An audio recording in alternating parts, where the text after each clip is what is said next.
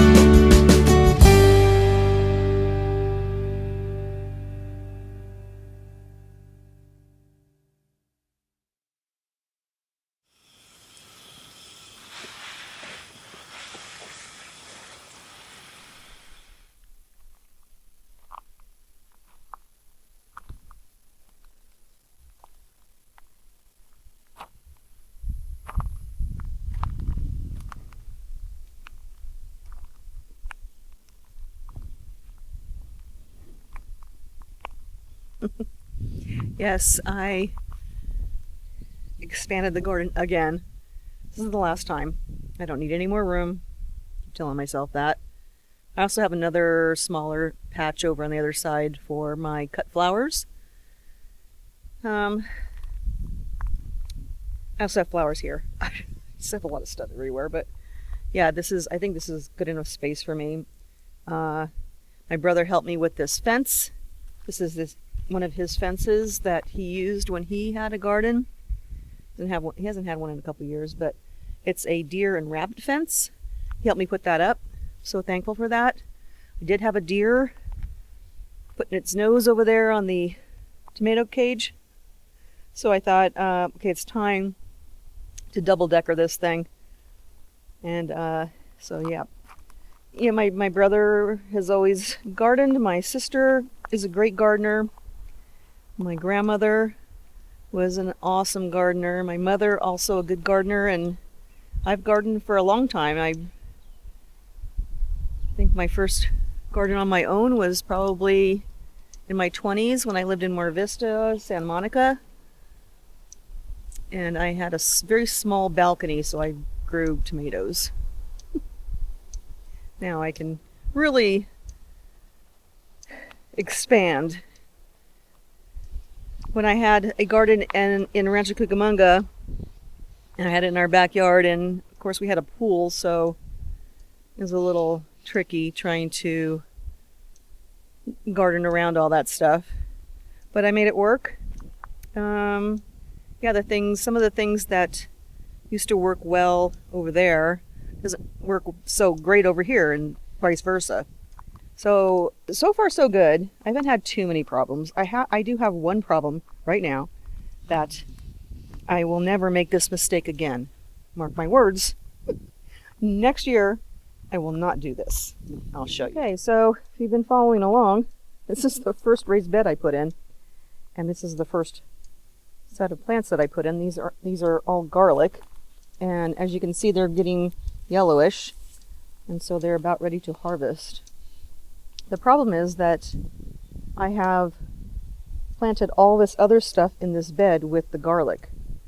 You're supposed to stop watering when it's ready to harvest and kind of let the foliage die down, get a little, yellowish and fall over. It's hard to do that when I have all this other stuff that I need to water too. So I've been trying hard not to water the garlic. It's tricky. So yeah, next year everything will be separate. I did have some shallots right here that I was worried about, but they came through great. They're out there, they're out drying. I had to pull them because they started going to flower. And apparently when they go to flower, you're supposed to pull them out of the ground because they might start getting mushy. So that's what I did. And then my onions are another problem. I'm not sure why, but I'm going to let them stay in the ground and see how much bigger they can get. But you can see they're not very big. They're quite small little bulbs. And the green is just not as healthy as it should be. So that might be one of my issues with keeping it separate. Maybe I watered it too much, maybe not enough, I don't know. But yeah, besides that, everything else is turning out great. Super happy with how it came out. And yeah, of course, I keep adding things. Okay, it's windy, it's cool enough. I'm gonna go and pack up the car with trash and recycling and take it down to Willits. I think that's my last chore for the day.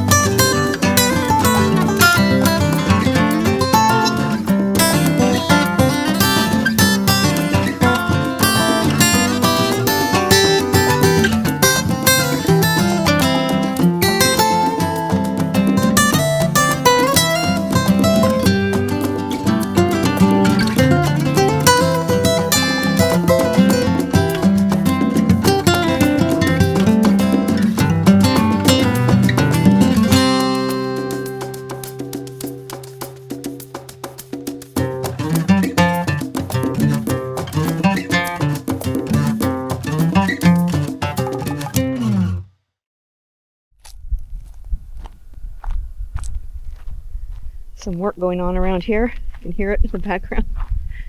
Oh, beautiful day, but it's really hot. It's We're in the 90s today. I did come down here earlier and harvest quite a bit of vegetables, cut some flowers. I noticed that the kale, it's just, I can't keep up with it. So I'm going to cut some of the older leaves that are on the bottom of the plant because they're more tender than the ones that are newly growing. The ones that are here seem more, you know, they're pretty tough, so they seem more like the ones you would get at the market. These, they don't stay in the refrigerator very well. They start wilting pretty quick. So these are the ones I'm going to pick, especially like this one. It's just floppy. I'm going to pick them and I'm going to blanch them in some hot water for like a minute.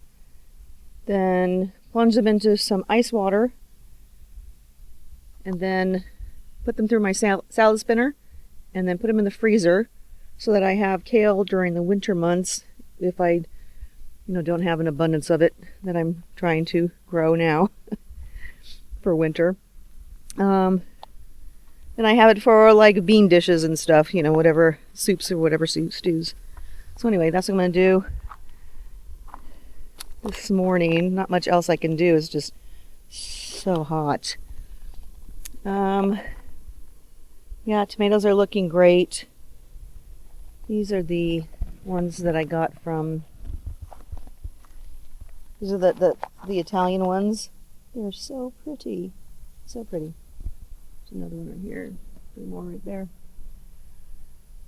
Yeah, so anyway, I'm going to do that. I also have a lot of basil, so I'm going to make pesto. Johnny is here. We are going to head down to the coast to Fort Bragg. They have a dog beach there. We're going to take Max and cool off. It's about 20 degrees cooler than here. Yeah, these poor babies. Okay, let's get out of here.